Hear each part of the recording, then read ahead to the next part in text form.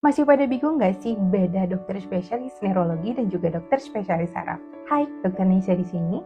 Dokter spesialis neurologi itu sama dengan dokter spesialis saraf. Kalau dulu namanya dokter spesialis saraf, sekarang sudah diganti dengan neurologi, yaitu ilmu yang mempelajari tentang penyakit saraf.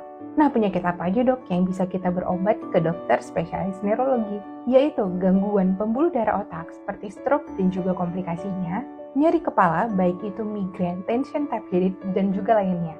Gangguan keseimbangan seperti vertigo dan juga dizziness, gangguan gerak dan juga Parkinson, epilepsi, gangguan kesadaran, gangguan tidur seperti insomnia, parasomnia dan juga lainnya.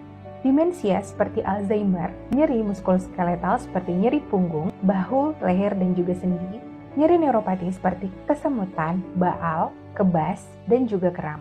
Infeksi pada otak seperti meningitis, encephalitis, toxoplasmosis, dan juga lainnya. Tumor otak